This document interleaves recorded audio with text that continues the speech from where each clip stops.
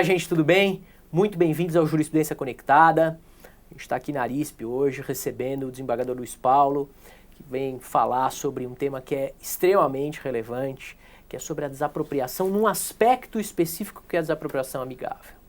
O desembargador paulista, que tem obra profunda na área, é um dos nomes mais respeitados do país, não só nos registros públicos, mas no direito público, porque é desembargador da seção de direito público, vem aqui para falar sobre um tema que a gente já tinha começado a falar no ano passado, acho que no ano passado, no ano retrasado, e que ficou, sem dúvida nenhuma, a cereja do bolo da desapropriação, que é a parte da desapropriação amigável. Então eu queria aqui já deixar o meu primeiro agradecimento de coração, um abraço ao desembargador que está aqui com a gente. Muito obrigado, Luiz Paulo, pela presença. E mais uma vez, na agenda apertada de compromissos, trabalhar um tema que a gente ficou aí com essa curiosidade de enfrentar a desapropriação amigável. Eu agradeço ao amigo Alberto por essa oportunidade. Tenho que agradecer também ao Francisco Raimundo, ao Zé Renato Nalini, que movem aqui a Uniregistral, a Arisp, e é uma oportunidade muito boa de continuar a enfrentar o tema que nós começamos a tratar, eu tratei na parte final de uma aula a respeito de desapropriação em geral. No nosso curso regular aí de atualização. Isso, no curso de atualização. E agora a oportunidade é de fazer isso de uma forma mais aprofundada. E eu verifiquei, ao me preparar para essa conversa de hoje, que o tema permanece com uma atualidade muito grande. Porque a atual equipe da Corregedoria, o corregedor atual, me parece que passou perto do tema em um julgado, por enquanto, e ainda não há uma definição maior do atual Conselho Superior da Magistratura com relação a essa questão da natureza originária ou derivada da desapropriação amigável. Para começar a falar a respeito do tema, é preciso que a gente faça um corte e uma definição precisa que não existe na jurisprudência em geral, poucos são os julgados que fazem isso, com relação ao que seria a desapropriação amigável para essa discussão da natureza originária ou derivada. A desapropriação é uma forma de intervenção do Estado na propriedade em que há um grande poder de autoridade do Estado e, mediante prévia e justa indenização, ele retira a propriedade de um determinado bem de um cidadão ou de um grupo de cidadãos, dos proprietários. E há uma discussão muito grande de quais seriam os caracteres fundamentais da desapropriação. Em muitos dos julgados do Conselho Superior da Magistratura, se dá um destaque muito grande para esse ato de império, de poder, que retira do cidadão a voluntariedade na perda do bem. Ele é despojado do bem por um ato de império, de poder, de autoridade do Estado. Como você disse, eu gosto muito do direito público, trabalho com direito público, tenho doutorado em direito público pela Universidade de São Paulo, com a professora Maria Silvia Zanella de Pietro, que é algo que me ajuda, um grande nome de direito administrativo no país. Que me ajuda a entender, a ver a desapropriação com outros olhos. Eu vejo a desapropriação não como o poder de império ou algo de um Estado onipotente, onipresente. A desapropriação é uma garantia do cidadão de só perder o bem mediante prévia e justa indenização. E se a desapropriação tem como ponto fundamental a indenização, é a indenização que vai modular os efeitos dela. Bom, nesse ponto eu já apresento algo para ser pensado com relação à jurisprudência que nós vamos cuidar aqui nesses pontos. Outro ponto, antes de começar a colocar os julgados. Claro, e nós trouxemos, eu não trouxe nada na verdade, mas eu vou acompanhar também junto com todos aqui. O desembargador trouxe alguns julgados para a gente poder elucidar, entender um pouquinho melhor aí o problema, as soluções dadas e enfrentar de maneira crítica isso. Então, o senhor fica à vontade. A gente até poderia já colocar o primeiro claro, vamos lá. deles. Por favor, vamos jogar aqui na tela. Este julgado de 2012, corregedor, o nosso reitor da Uniregistral, desembargador José Renato Nalini, ele modificou algo que vinha acontecendo desde 2001, com base num outro julgado do desembargador Luiz de Macedo, de uma equipe que eu integrava, eu era um dos integrantes da equipe. A ementa do acordo. Tá, aqui ele coloca desapropriação amigável, modo originário de aquisição da propriedade, princípio da continuidade, observação desnecessária. Ponto. Tá. Aqui eu vou fazer uma crítica a este julgado em si, já que aqui nós estamos trabalhando sobre jurisprudência, e essa é a ideia. Que é o fato de que, embora ele trate bastante desse tema e defina uma alteração do entendimento da corregedoria com relação àquilo que vinha acontecendo desde 2001, na verdade, não houve apresentação do título original, havia cópia, não era possível, e a dúvida foi julgada prejudicada, não conhecido o recurso. Ou seja, o tema foi tratado sem que a dúvida tenha sido resolvida. Tá? E eu acho que isso fragiliza um pouco este julgado, tendo em vista que, embora ele tenha tratado de um tema extremamente relevante, aquela dúvida não me parecia... Não impactou. Não era algo decisivo para a solução daquela dúvida. E isso se repete em vários dos julgados que serão mencionados e referidos. Né? Que o tema é enfrentado, mas que não há o registro. Ou o tema é enfrentado e não era caso de enfrentar o tema. Entendi. Tá, onde eu quero chegar? O que é desapropriação amigável para que se coloque a discussão com relação ao princípio da continuidade e a necessidade ou não da observância disso com relação ao título apresentado para registro? A desapropriação, ela tem um procedimento fixado na lei que envolve um ato administrativo, que é o decreto expropriatório, que tem os seus efeitos, e na sequência, uma fase de execução da desapropriação que se desdobra em dois tempos. Uma fase administrativa, em que pode haver um ato voluntário, não vou entrar no voluntário, que é uma palavra, um ato de transferência independentemente da atuação jurisdicional, e o processo judicial de desapropriação. Resolvida a questão nessa fase, vamos dizer, administrativa, depois do decreto expropriatório, mas com uma solução em que o expropriado aceita o valor ofertado e é feito um instrumento de transmissão da propriedade, nós temos realmente a desapropriação amigável. Superada essa fase, ou porque não houve tratativas entre as partes, ou porque o poder público já de imediato optou por ingressar na via judicial, nós temos ou a decisão do juiz, sentença, Sim, normal, ou a aceitação do preço ofertado pelo expropriado, que também, em vários julgados, é tratada como desapropriação amigável. Para efeitos da nossa discussão com relação ao registro imobiliário, eu gostaria de deixar como desapropriação amigável... Nosso conceito de hoje aqui... O conceito de hoje, para a gente trabalhar aqui, desapropriação amigável, que nós vamos tratar aqui, é somente aquela que se resolve sem a participação do juiz, sem o judiciário. É aquela que se resolve com a transferência da propriedade por meio da lavratura de uma escritura pública de compra e venda. Perfeito. De uma escritura num tabelião. Essa é a desapropriação amigável que eu quero tratar.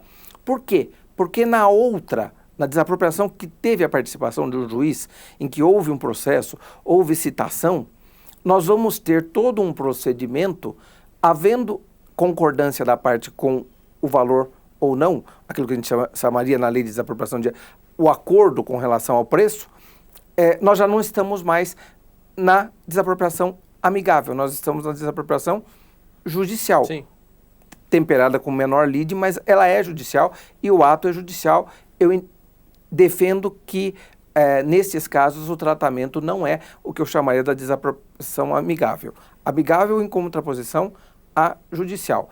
Entrou juiz no meio, já é um caso diferente daquele que eu gostaria de tratar nessa nossa conversa de perfeito. hoje. E depois vou pedir, inclusive, ao senhor para fazer a distinção, que eu acho que esse é o grande ponto, de qual o impacto de compreensão quanto à desapropriação amigável ser modo originário ou derivado, no que difere quanto aos efeitos em compreender a natureza jurídica de um jeito ou de outro. Tá. Bom, eu fico muito feliz de vir aqui conversar de um tema desse, porque ele envolve dois temas que me agradam demais. O direito público e a desapropriação em especial, e o registro de imóveis, que é, aqui desta casa, é uma coisa muito interessante. E é uma coisa muito interessante até porque, em regra, quem entende bastante de um não entende do outro. Dificilmente a gente tem uma interlocução tão grande. Tá, não é o caso aqui, a gente vai ter do acórdão, do corregedor que editou esse acórdão, né? Mas, em regra, as pessoas ou conhecem um lado ou conhecem o outro. Então, com relação à desapropriação, decreto expropriatório, fase executiva, que pode envolver meros atos de transferência da propriedade dentro do próprio executivo e pode ir para a fase judicial. Quais são os efeitos do decreto expropriatório? Isso é relevante quando a gente enfrenta os argumentos que foram utilizados neste julgado que a gente apresenta aqui agora de 2012 e que já refletem uma posição antiga da corregedoria existente na década de 80, 90, toda com relação ao modo originário de aquisição pela desapropriação. Os efeitos do decreto expropriatório, nesse ponto eu já começo a enfrentar os argumentos deste julgado que está colocado aí, que eu recomendo a todos que estudam direito registral imobiliário a verificação destes acordos.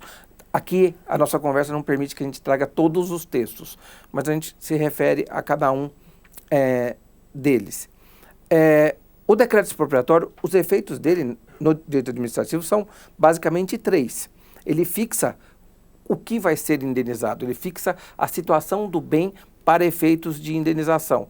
Se posteriormente houver um acréscimo de edificação, alguma coisa, pode, e sendo algo que não foi autorizado pelo poder público, pode ficar até sem indenização. Ele fixa o que vai ser indenizável, o que vai ser indenizado. Ele permite que o poder público ingresse no imóvel, até para fazer avaliação, laudo prévio, laudos administrativos e tal, verificar o imóvel. E ele passa a computar o início do prazo de caducidade do próprio decreto expropriatório. Por que isso é relevante? Porque quem entende que a desapropriação é modo originário apenas pelo ato de declaração da expropriação, da utilidade pública, necessidade pública ou interesse social, afirma que não há contraposição do expropriado, do titular, com relação a esse ato. E eu digo que um dos efeitos do decreto de expropriatório é computar o prazo para efetivação da desapropriação. Não feito naquele prazo, caduca. Sim. Então, o decreto expropriatório não altera a situação jurídica, a não ser fixar a definir o bem expropriado, ele não altera, ele não transfere a propriedade, ele não representa perda de propriedade pelo titular do domínio.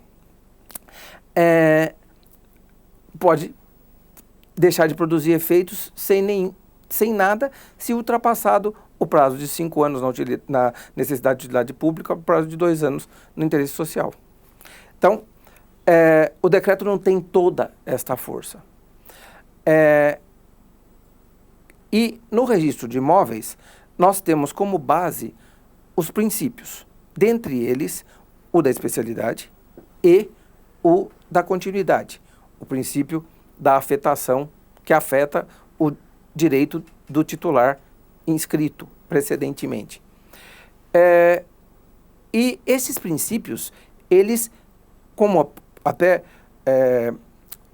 o desembargador Ricardo Dipp faz o prefácio de um livro muito bom do Josué, que ele trata do princípio da continuidade com relação à arrematação. E ele coloca que o registro de imóveis, ele não se limita ao hoje, ele tem que contar o antigo, a história toda, ele tem que fazer essa verificação toda. E que não se pode tratar as questões de exceção do princípio da continuidade de uma forma muito simplista, é preciso algo mais aprofundado. No registro de imóveis, então, nós temos esse princípio da continuidade. E, em regra, ele não tem muitas exceções. Uma das exceções é a desapropriação. Outra, uso capião. A acessão. Mas, em todos esses casos, você tem algo de diferente, algo que no mundo jurídico, no direito, modificou ou a situação do bem, o bem surgiu no caso da acessão e tal, ou você tem um procedimento todo que faz com que aquela perda da propriedade, aquele direito anterior, aqueles titulares anteriores que vão ser afetados, tenham sido submetidos ao que eu chamo de o devido processo legal no âmbito objetivo, na sua caracterização objetiva. No uso capião, eu tenho um procedimento com citação de todos, mesmo que editalícia, de todos os interessados, incertos e não sabidos, para dizer, olha, a situação deste bem aqui vai mudar, quem era proprietário não vai ser mais e a propriedade vai nascer daqui para frente.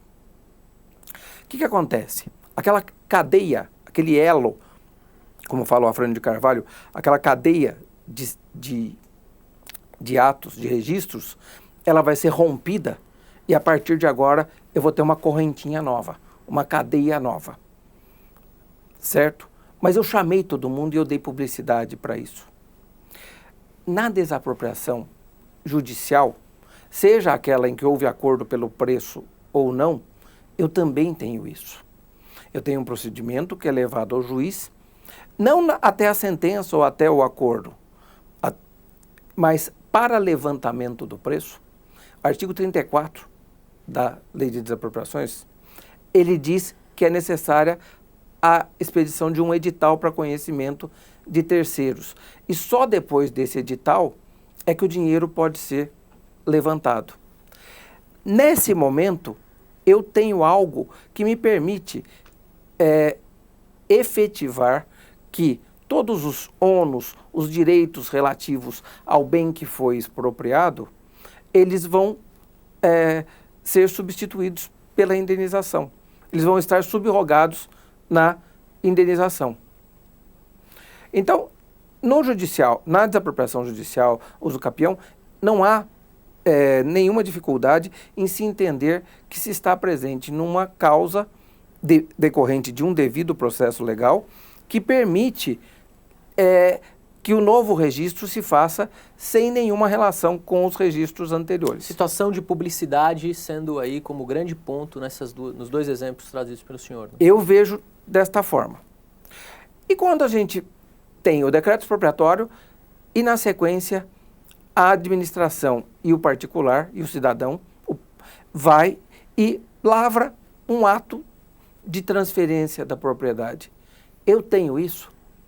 Me parece que não. E isso fica muito claro nos casos em que não há efetivo conhecimento ou efetiva definição, seja do aspecto subjetivo da propriedade, ou seja, há alguma divergência ou alguma dúvida com relação ao titular do domínio, e trazendo para a discussão o outro princípio que ali já é destacado e que é algo que eu vou fazer na crítica com relação a esse entendimento antigo e que voltou agora com relação à natureza originária dessa aquisição por escritura pública, nos casos em que eu não tenho efetiva definição da especialidade.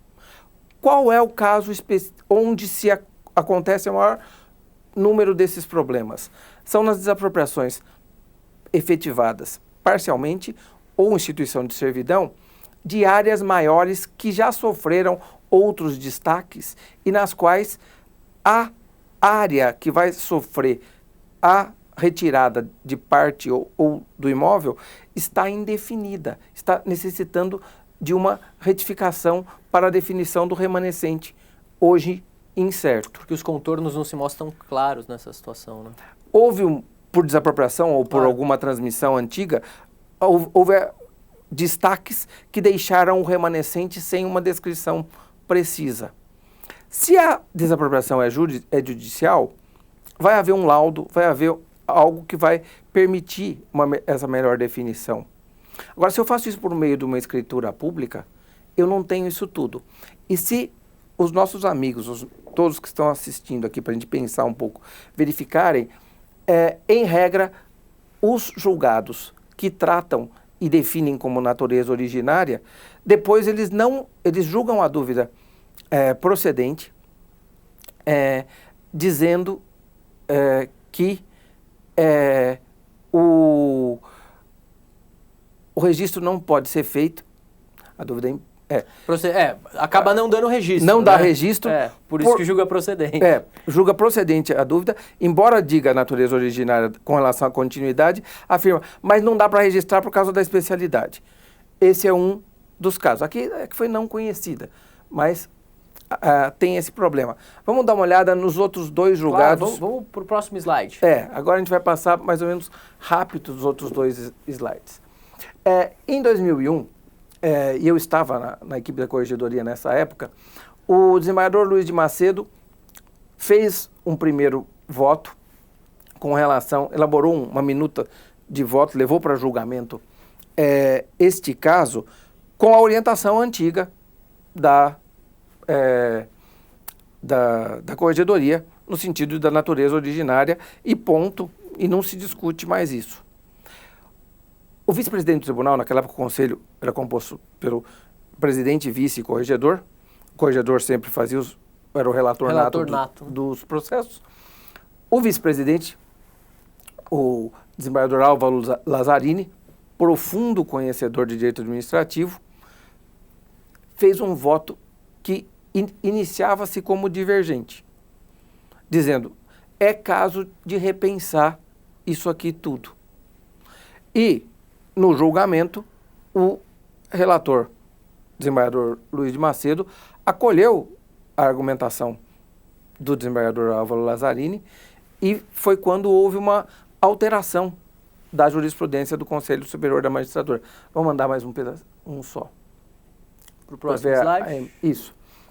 Princípios da especialidade, descrição antiga e imprecisa, impondo prévia apuração do remanescente para novo registro. Desapropriação amigável, modo derivado de aquisição da propriedade, registro inviável.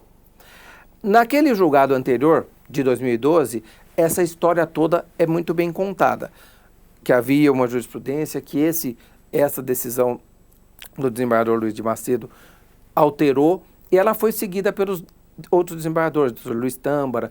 Então, eles vieram trabalhando este caso. Neste voto, o mais relevante, eu acredito que não seja nem o voto do relator. Relevante para estudo, e eu recomendo a leitura, é o voto convergente, o voto vencedor do desembargador Álvaro Lazzarini, onde ele coloca todas essas questões e põe que, nestes casos em que a desapropriação se completa sem chegar à fase judicial, o que nós temos é basicamente a lavratura de uma escritura de compra e venda. E que essa escritura de compra e venda, ela precisa ser elaborada para que tenha validade, eficácia, por quem tem disponibilidade do direito. Seja disponibilidade de propriedade subjetiva, seja disponibilidade com relação ao tamanho, à quantidade de propriedade objetiva, né, da especialidade. E que, nestes casos, só pode dispor aquele que tem algo no seu nome. Tá? Eu, conversando com o Marcelo Benacchio, até porque eu fui, antes de vir aqui, fui procurar saber na corregedoria como é que estava que hoje compõe a equipe do extrajudicial. Qual era a posição atual. Eu fiz uma brincadeira com ele, porque ele disse, olha, mas as decisões que a gente tem aqui, as últimas, elas dizem como não há a vontade não está presente, a vontade de alienar não está presente, o ato é coercitivo e que então isso daria um caráter originário. Eu não vejo onde a falta de vontade de vender o bem confere aí à aquisição posterior uma natureza diferente, originária ou derivada. Me parece que o que pode fazer isso é aquela publicidade que nós falamos antes. É uma publicidade ativa, porque a escritura tem publicidade, mas não é uma publicidade que viabiliza essa ciência. O ato tem ciência, mas como se diz, entre as partes a publicidade está colocada, mas o registro de imóveis justamente, eu sempre lembro que eu vi do Benito Arunhada, que ele coloca, nos direitos reais você precisa fazer duas contratações, uma entre as partes do negócio e uma com todo mundo. Essa contratação com todo mundo eu faço no registro de imóveis. Tá? Então, fica faltando. Mas, com relação a essa questão, a gente estava na questão do julgado? No exemplo do Benacchio. No exemplo do Benacchio. Exatamente. Do grande Benacchio, que já veio aqui, inclusive, no Jurisprudência Conectada. Eu cheguei para o Benacchio e falei assim, então vamos fazer uma coisa. Eu vou combinar com o poder público, então agora é com o Alberto. O seu imóvel vai ser objeto de um decreto expropriatório, certo? Está lá, está o decreto expropriatório, você não pode deixar de vendê-lo. Mas eu chego e falo, eu vou vender o imóvel do Alberto para o município de São Paulo. Vou num tabelião e lavro um ato, uma escritura de venda e compra e recebo o preço do negócio do seu imóvel. E aí vai lá para o registrador e o registrador registra com natureza originária a venda que eu fiz do seu imóvel. É razoável isso? Claro que não. Mas é basicamente aquilo que pode acontecer. Por quê? Aí fala, mas na escritura vai precisar verificar se foi trazida a matrícula correta do imóvel, tal. E se a escritura foi mal feita? O registrador registra tendo em vista a natureza originária? Então, fica uma coisa complicada. Me parece que a segurança jurídica, que é o fim do direito, não só do registro imobiliário, mas é o fim do direito como um todo, ela não pode ficar simplificada com essa afirmativa de que, havendo um ato de império relativa ao decreto expropriatório, o Estado adquire qualquer coisa de quem quer que seja. Tá? Esse foi o segundo dos casos. Vamos ao próximo, é isso? Próximo caso. Vamos lá. Bom, na sequência, já mais recente, já não é o conselho atual, é o conselho dos últimos 2 anos. O desembargador Ricardo Dipp conseguiu colocar o tema em discussão, mas do mesmo jeito. O que resolveu a dúvida não era questão da natureza originária ou não. Por que eu trago este caso do desembargador Ricardo Dipp para discussão? Porque ele coloca, vamos para o próximo slide, ele coloca já aqui o debate sobre o caráter do modo originário de perda e aquisição dominial ou caráter derivado, entendimento que ele me cita pessoalmente, não é tema relevante para solver o caso dos autos. Esse é o ponto principal do acórdão. Ele menciona isso tudo e ele diz, o que vai resolver o caso dos autos... Não é isso. Não é isso, é outra coisa. Próximo slide. O modo originário derivado não importa, a expropriação é uma espécie regada pela Constituição, por normas subconstitucionais, é modo de perdimento e aquisição dominial submetido a meios regulares, modo conformado a regras, o que é uma garantia dos expropriados. Nota essa de regularidade, enfim, que permite distinguir de um lado a desapropriação e de outro o confisco de bens. Dizer aquisição regular tem que ser aquisição secundum regulam. O que mais? Pode mais um, por favor. Ainda que se suponha que a expropriação seja originário, já o título sobre o qual a aquisição se estriba, não fui de alforria quanto à correspondente situação jurídico real escrita. Mais um. O problema não está no modo aquisitivo, mas na morfologia do título. E aí, na sequência, essa decisão acaba por negar registro por falhas do título. Então, meio que quase que encerrando essa nossa conversa, até porque aqui é muito agradável, mas o tempo é pequeno. Eu vou mencionar esta decisão, uma decisão de 1983, em que o relator foi o Humberto de Andrade Junqueira, que foi vencedor contra o voto do corregedor.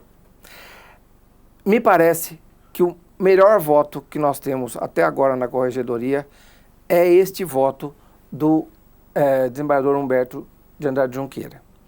Aí ele coloca efetivamente a questão nos termos em que eu entendo que ela deve ser tratada. A desapropriação é um ato de império, ela tem que ser feita, como diz o Ricardo Dipp, segundo as regras, e que, havendo desapropriação judicial, com acordo com relação ao preço ou não, nós vamos ter, por força daquele artigo 34, a possibilidade de subrogação de tudo que havia no registro anterior no preço pago, e nós temos uma forma originária de aquisição da propriedade na desapropriação, dispensada o atendimento ao princípio da continuidade, ao direito àqueles que são afetados.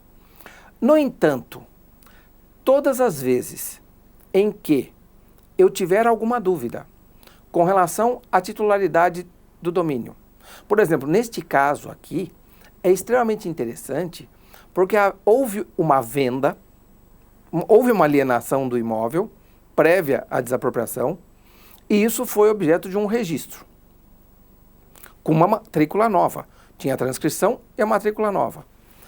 Quando houve a desapropriação, o titular tabular constante da transcrição, sem referência alguma à anterior alienação daquele imóvel e ao registro anterior, que seria o da matrícula nova, vendeu para o poder público, o que não era mais dele. Né? E era esta a questão que estava sendo tratada. Então, nestes casos em que eu tenho uma dúvida com relação, ou a um dissenso, ou qualquer coisa, com relação à propriedade, ou com relação à especialidade, aqueles imóveis com destaques que dependem de retificação, o que acontece é que a administração depende da via judicial para concretizar, segundo as regras, como diz o desembargador Ricardo Dipp, o processo expropriatório.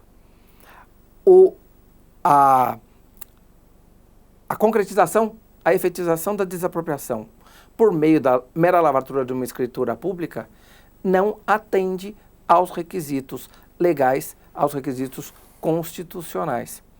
E me parece que é muito melhor isso, porque nos casos em que se lavra a escritura pública, o valor da indenização é pago por ocasião desse ato jurídico. E se não é o proprietário, não há como, nesse ato, me parece que sim, negocial, não há como garantir que haja subrogação dos direitos para os proprietários. E permitir com isso que, por conta de que o bem, uma vez incorporado, afetado ao patrimônio público, não retorna ao proprietário, que o Estado vai ser onerado com uma indenização nova para pagar de novo a desapropriação para o verdadeiro proprietário ou qualquer outra coisa, não me parece ser o fim do direito da atuação jurisdicional, da atuação do registro de imóveis, que é conferir a todo o universo jurídico segurança jurídica. É por isso que eu gosto desse tema, gosto de tratar e volto a falar dele. Estou à disposição para quem quiser, para a gente conversar a respeito. E é por isso que esse tema rende tanto quando a gente para pensar e para estudar, ainda mais na companhia do desembargador, que é, sem dúvida alguma, uma grande referência, não só nos registros, mas também no direito público. Desembargador, queria agradecer a presença, queria dizer que o estudo sempre contínuo da matéria para a gente aqui faz toda a diferença, nós temos aí um público cativo e interessado, mas queria passar a palavra para o senhor, alguma ponderação final, alguma colocação aí para a gente ir encerrando a nossa exposição de hoje. Não, eu só queria agradecer muito a oportunidade de poder levar essas dúvidas, esses questionamentos para esse público tão seleto que nos assiste e agradecer, só. Gente, muito obrigado, foi mais uma vez um prazer estar aqui no Jurisprudência Conectada, desejo a vocês ótimos estudos e a gente se vê no próximo encontro. Muito obrigado, até mais, tchau, tchau.